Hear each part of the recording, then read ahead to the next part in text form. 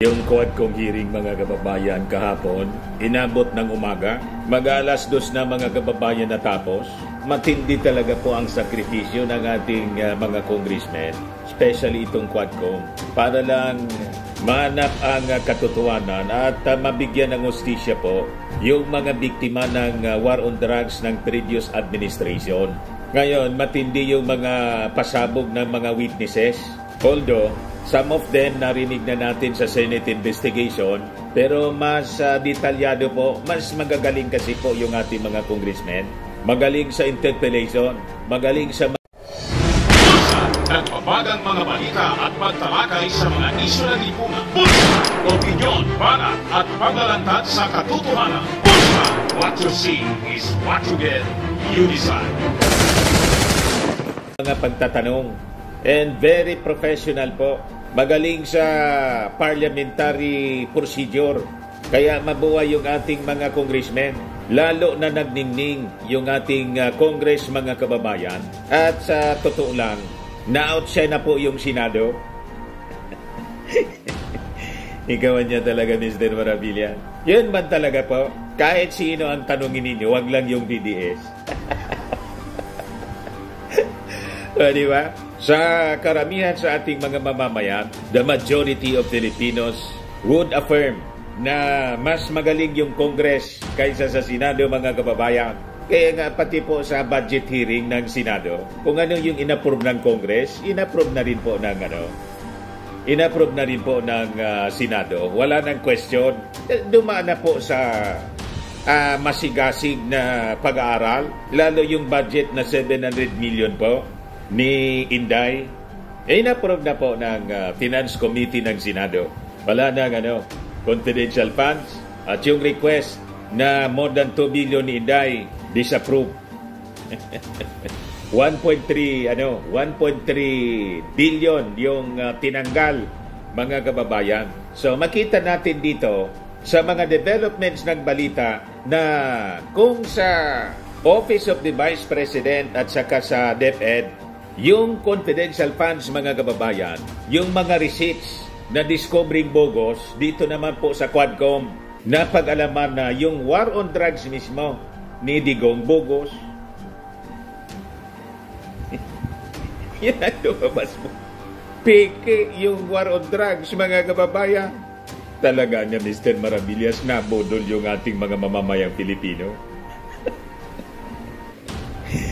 Kung anong inaakusa talaga po nila sa administrasyon ni President Bongbong Marcos. Lahat bumubuelta sa kanila, backfire po. Ina-accuse nilang bodol-bodol yung ating Pangulo. Lumalabas yung bodol po, yung nag-aakusa. Diba? Lumabas yung mga receipts po, liquidation instruments sa paggastos ng confidential funds ni Inday. Bogus, mga piki po, dinoktor. Yan ang lumabas po sa investigation ng House Committee on Good Governance, Good Government and Public Accountability chaired by Manila Congressman Joel Chua. Dito naman po sa Quadcom, lumalabas sa testimony ni Asierto, Colonel Asierto, bogus mga kababayan, yung war on drugs, present po ni Barbers, kung ano yung accomplishment ng previous administration, kinumpara po sa present administration. Mas effective ngayon. Bloodless pa siya. Mas marami ang nakumpiskang droga. Umabot sa 49 billion. Kay Digong 25 lang billion. At mas mababa ngayon mga kababayan ang crime index. Yun ang presentation po sa opening statement ni Barbers. O ngayon, isinalang mga kababayan, although online lang, si Colonel Asierto, pati si Las Cañas, mamaya si Las Cañas, unahin muna natin si Asierto mga kababayan. Ayon, lumabas na yung war on drugs ni Digong po, fake. At yung EJK talaga pong kagimbal-gimbal, lalo yung presentation po ni Dilima, nakakapanindig balahibo mga kababayan. But before ko ibigay sa inyo yung mga kwentong yan, click subscribe muna dito sa ating YouTube channel and hit the notification bell para lagi po kayong updated sa mga kaganapan dito sa ating bansa. Like and share na rin po ninyo ang ating video and huwag na rin po ninyo na skip yung ating mga commercial ads para tuloy-tuloy lang ang pag-unlad ng Bagong Pilipinas. O ngayon, balikan natin yung ating mga kwento. Isa na naman po with this, wala man tayong ill feeling sa mga Duterte. In fact, sinupport natin yung kanyang kampanya. Binoto natin si Digong yan.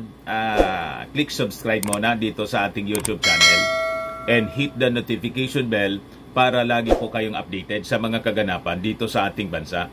Like and share na rin po ninyo ang ating video. At huwag na rin po ninyo na skip yung ating mga commercial ads para tuloy-tuloy lang ang pag-unlad ng Bagong Pilipinas. Sa mga nagana po ng malinis and spacious fitness gym, pumunta lang po kayo sa aming Colossal Fitness Gym.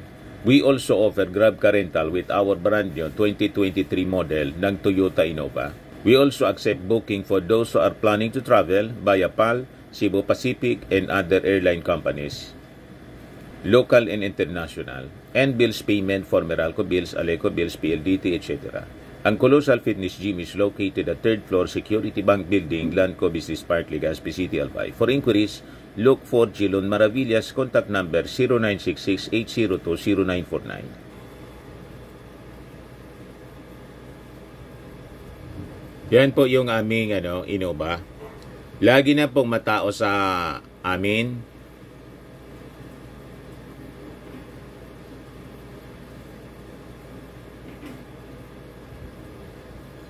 Yan po mga bagong clients namin. Napakaganda at colorful at napakalinis ng aming gym po. Pati mga foreigners po pumupunta sa amin, mga British tourist po sila dito sa Legazpi. Na-set up na rin po yung aming mga brand new gym equipment.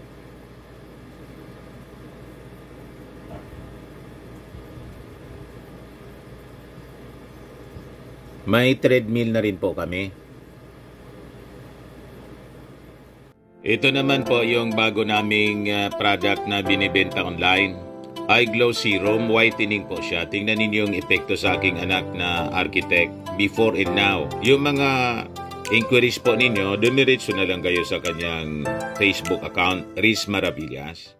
Ito naman po, Firmax Firming and Lifting Cream, pinapahid po sa mga pulses and affected area. Mainam po sa paninigas na mga kaso-kasuan.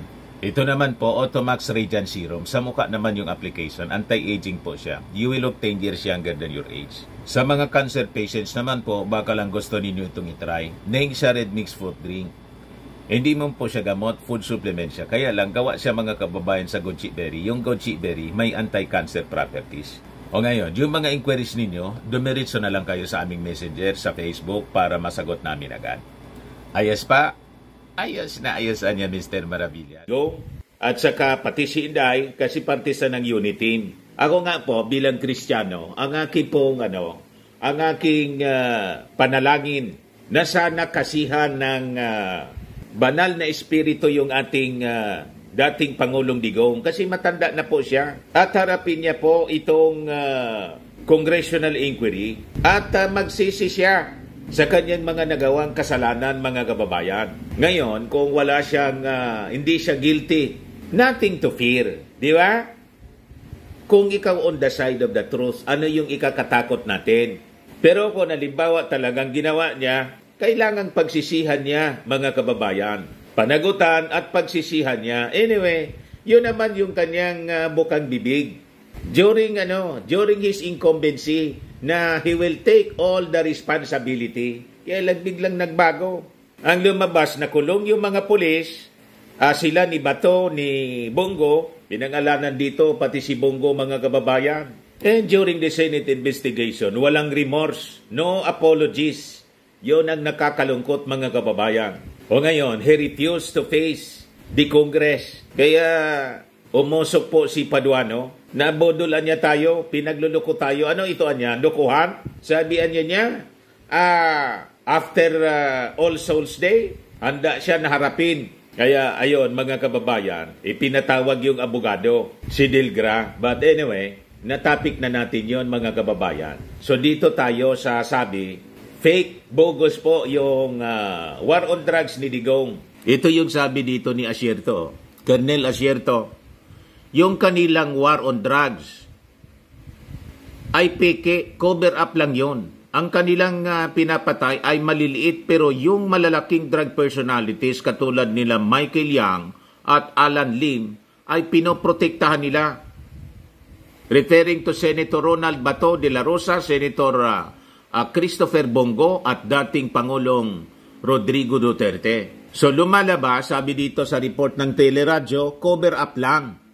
Isiniwalat ni dating Police Colonel Eduardo Asierto na pinoprotektahan nila Senator Ronald de la Rosa, Senator Christopher Bongo at dating Pangulong Digong ang ilang malalaking personalidad na sangkot umano sa illegal na droga tulad ni Michael Yang at Alan Lim. Itong testimony ito mga kababayan, parte ito ng mga siniwalat na noon. Kaya lang, ang nangyari, imbes protektahan sila sa nadiskubre mga kababayan ni Asierto, imbes na kampihan siya, madaling sabi, si Asierto mismo, ni Digong po, siniraan daw siya, ngayon nagtatago mga kababayan, kaya hindi siya nakapag-attend ng personal.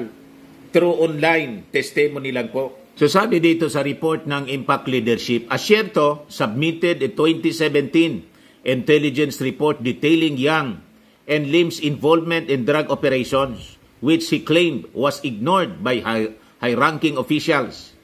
Yang, a former economic advisor to Duterte, and Lim, also known as Lin Wishung, were reportedly close friends of the former president. Sabi po ni Asierto. Ayan po si Michael Yang. Ito po si Alan Lim. Very obvious po siya. Sabi po ni Asierto, referring to Digong, yung nag-protect, prinotektahan niya si Michael Yang at si Alan Lim. Wala silang ginawa. Pinabayaan nila ang report hanggang sa umabot na hindi madispute ang report, ako at ang team ko ang siniraan. Pinaliktaran daw sila at may patong siya ngayon. Binigyan ng patong sa ulo from 10 million to 50 million. Ganun katindi mga kababayan kung paniniwalaan natin yung kwento. Ano sa tingin ninyo mga kababayan? Credible ba? Ayan ang tanong natin sa ating mga viewers. Ano tingin ninyo? Credible ba yung mga statement na isiniwalat under oath? Sino yung paniniwalaan ninyo? Si Colonel Asierto o si Digong? Bongo at Bato. Si Digong, mga kababayan, si Bato, pati si Bongo, ayaw humarap sa Quadcom. Gusto nila magsarili sila ng investigasyon sa Senado. Si Digong nag-attend sa Senate investigation kasi marami siyang kaalyado doon. At ang nag-initiate ng investigation, si Bongo at si Bato.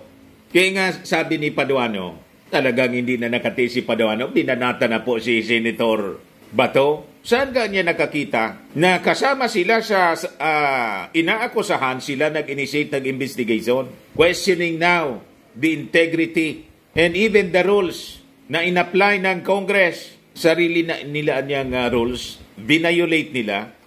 Ang dapat niyang ginawa man lang, tulad ng sinasabi natin, nag-inhibit itong dalawang senador. Kasi sila yung sila yung inaakusahan. Tulad ngayon, sabi ni Dan Fernandez, kasi inaakusahan sila na prenesyor si Grijaldo, Colonel Grijaldo, pati si Congressman Abante, willing niya kami mag-inhibit. Hindi kami magpa-participate sa questioning. Kami yung resource person. So, kami yung ki-questionin. Willing niya kaming gawin yon. So, dapat ganon, mga kababayan.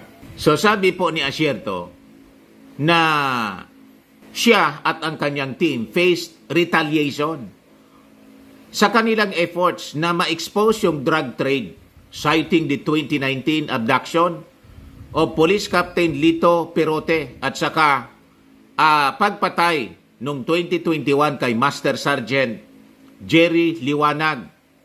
Ito niya ang mga ebidensya ng peligro na kanilang kinakaharap. Kaya nagtatago po until today si Asierto. So sabi niya, sigurado po ako dahil sa mga nangyari sa akin at nangyari sa mga kasamaan ko, ay very obvious po na siya, referring to Digong, yung nag-protect, prinotektahan niya si Michael Yang at saka si Allen Lim. So, base sa intelligence report compiled by Asierto's team, sinasabi mga kababayan na itong si Yang had been operating drug laboratories sa Mindanao simula pa nung taong 2000, including sa Davao City facility na ni-raid noong 2004. So matagal na pala sila, mga kababayan na magkakakilala. Kaya nga po, inappoint as economic advisor ng dating Pangulong Digong itong si Michael Yang. So doon sa isang laboratory facility sa Davao City na ni-raid noong 2004, nakumpiska ng mga authorities ang 100 kilos ng sabu na may amount na 300 million pesos yung halaga. Yang is also reportedly linked to the Johnson Jowa Drug Syndicate na pinamumunuan ng isang Chinese national ng pangalan si Johnson Ko. Sabi pa mga kababayan ni Asierto na itong si Yang at saka si Lim facilitated the entry. Sila mismo ang nagpasok ng illegal drugs sa ating bansa with alleged assistance sa mga officials ng Bureau of Customs. Si Lim daw ay siyang nasa likod ng major drug laboratory sa Cavite na ni-raid ng PDEA noong July 2018 na nag-result sa pagkakakumpiska ng 10.4 billion worth ng droga at mga kagamitan. Despite being arrested during the operation, Lim was later released due to technicalities. So hindi po nakulong, nahuli pero hindi kulong, nirelease. Ang rason po, technicalities lang. You see? Ganon katindi, mga kababayan. So, ibinulgar pa mga kababayan ni Asierto na itong si Michael Yang provided shipping documents para sa pagpasok ng illegal drugs na na-recover sa Cagayan de Oro City warehouse noong 2005, which was operated by a certain Alan C. Yung report na sinabmit to then PNP Chief Senator Bato de la Rosa, former PDEA Director Aaron Aquino, at saka ni former Police Deputy Director General Camilo Cascolan. Also, Asierto sent the report to De La Rosa's successor, former PNP Chief Oscar Abayalde. Pero sabi po mga kababayan na Asierto, walang aksyon niya na ginawa sila. Pinatulog, mga kababayan, yung report, di pinansin. Ganon, mga kababayan. Kaya ang konklusyon po ni Asierto, bogus niya, peke yung war on drugs ng previous administration kasi sila mismo ang protector ng mga drug lords. Wala niya silang ginawa. Pinabayaan nila yung report hanggang sa umabot na hindi na madispute ang report. Ako at ang team ko ang siniraan. Buniltahan sila. Sila na nag-operate laban sa droga, sila na yung masama. Ganon yung nangyari. Sabi sa kwento mga kababayan, kung paniniwalaan natin yung kwento ni Asierto, kayo, ano sa tingin ninyo? Kapani-paniwala ba yung narrative ni Asierto o paninira lang sa dating Pangulong Digong, Bato at kay Bongo? Pero mapapaisip ka, ano man ang motibo, bakit naman sisiraan ni Asierto yung dating Pangulong Digong, si Bato at saka si Bongo? Anong makukuha niya sa paninira sa dating Pangulo? So sabi dito, Asierto further expressed his sense of betrayal, stating that shortly after submitting the report, he was publicly accused by Duterte of being involved in illegal drugs. Binaliktaran siya mga kababayan. In October 2018, Duterte named Asierto as one of the police officials allegedly linked to illegal drugs. Asierto was later implicated in the smuggling of 11 billion worth of drugs concealed in magnetic lifters found at the Manila International Container Port and a warehouse in Cavite in 2018. He has been in hiding since 2019.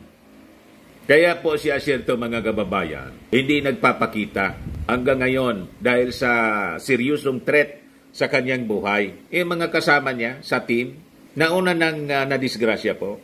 Kaya online lang po yung kanyang testimony. Ngayon, pakinggan natin yung pagtatanong. Maganda yung interpellation po, questioning ni Batangas Representative Jinky Luistro. Napakalinaw po magtanong siya, no?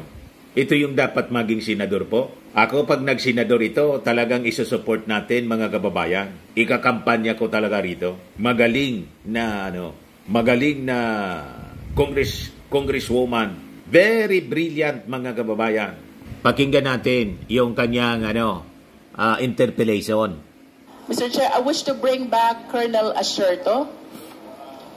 Colonel Acerto. Yes, ma'am. Present po. Colonel, can we have your monitor? Your video? Meron na po. Technical group, please.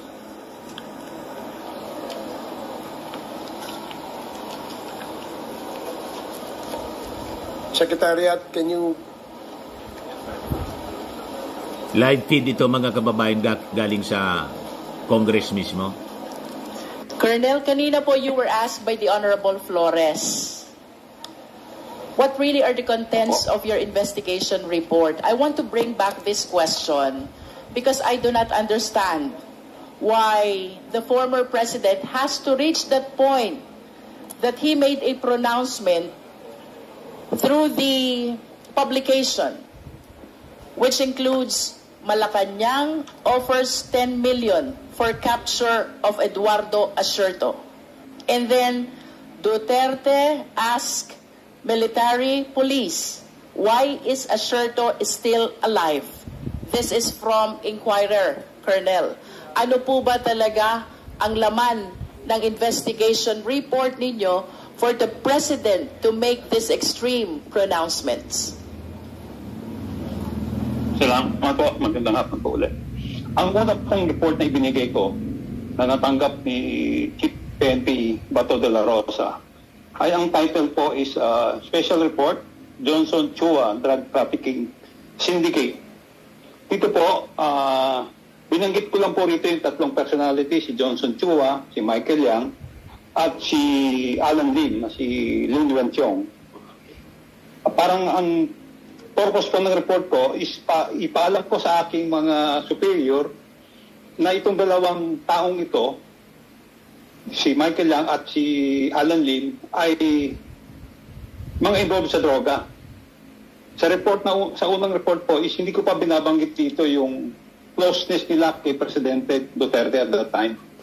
Ang purpose ng talaga nito is ipaalam sa kanila itong dalawang tao as ay involved ay drug personalities na iniimbestigahan namin.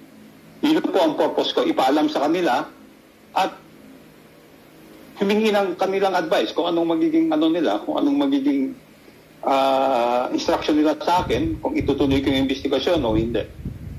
Yun po yung pinaka-basic ng purpose ng report ko. Kaya lang po, hindi po pinansin. So, nagbigay po ako uli ng report. Chief PNP Oscar Albayalde, ang nakalagay naman ng title report doon is is Michael Yang and Alan Lim, person of interest in illegal drugs. Dito po is nabanggit ko na po rito na lagi po sila nakikitang kasama si Presidente Duterte. Ito na po yung pinaka summary ng report na sinasabi ko na itong dalawang tao na involved sa illegal drugs ay malapit kay Presidente Duterte. Wala rin po nangyari. So, hindi po nila po binigyan ng feedback. Walang instruction ko anong gagawin hanggang sa ayun na po, gusto na ako ipapatay. At ang una po kasing nagbanggit ng pangalan ni Michael Yang sa publiko ay si Presidente Duterte mismo.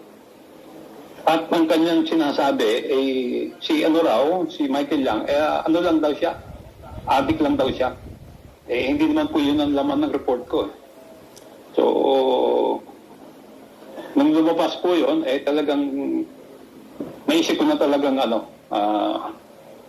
ipapapatay na talaga ako dahil nabuking ko yung kanilang koneksyon. Colonel, with all due respect, Colonel, from your own admissions, ang sabi niyo po dun sa first report, basic lang. You made mention of the names of Michael Yang, Johnson Chua, and Alan Lim.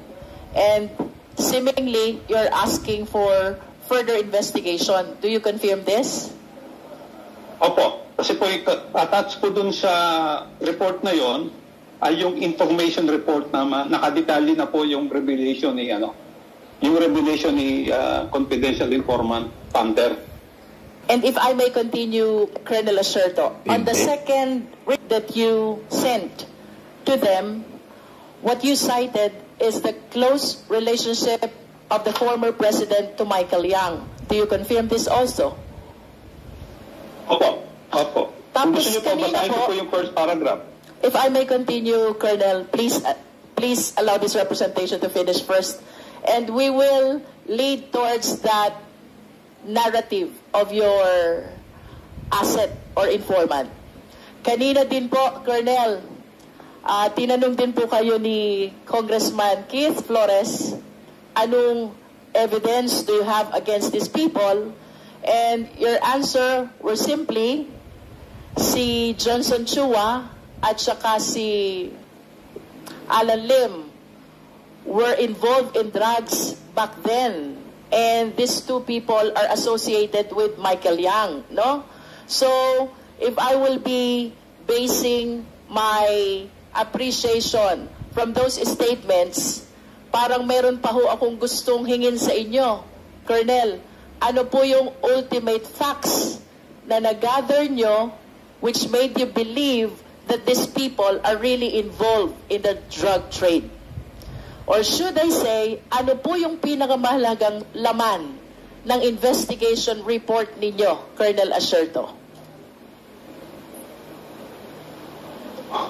Ang pinaka-importante po siguro ng laman ng report ko is yung closeness, yung pagiging kaibigan ni Presidente Duterte kay Michael Yang sa kay Alan Lim. And you believe that this is the reason why the President took that report so negative against you to the extent that he offered 10 million for your capture and he's asking the police why you're still alive? Yun po ba yung dahilan? Dahil dinisclose nyo na may close relationship ang Presidente kay Michael Yang.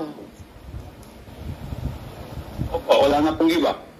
Po, Colonel, may pinabanggit po kayong narratives nang galing sa inyong asset which implicates these personalities into drug trade. Maaari nyo po bang ikwento sa amin yun? Noong April po, 2016, panahon po ng kampanya, ibinigay po sa akin ng ating asset yung impormasyon tungkol kay Michael Yang at ipinakita niya yung picture na nasa loob sila ng aeroplano, magkatabi si Michael Yang saka si then Mayor Duterte at si Bongo na nasa likod. Ang sabi niya sa akin, Sir, yan si Michael Yang, involved yan dun sa Davao na niraid nyo dati. Sabi ko, bakit siya involved? Basta involved yan, sir, na dun sa Davao. At lagi niya kasama ngayon si Alan Lim. Sabi ko, sino naman si Alan Lim? Sabi niya, si Alan Lim, sir, yan yung nahuli sa Cavite. Pero na-dismiss ang kaso. So, yun po yung basic information na binigay sa akin noong 2016. Understand that your asset are giving or gave this information in confidence to you. Lang po ako. Do you see any possibility for this informant or asset to appear before this Quadcom hearing? So totoo po, simula nung magtago ako, wala na po akong contact sa kanila. Hindi ko po nga alam kung because of the investigation dun sa Blue Ribbon,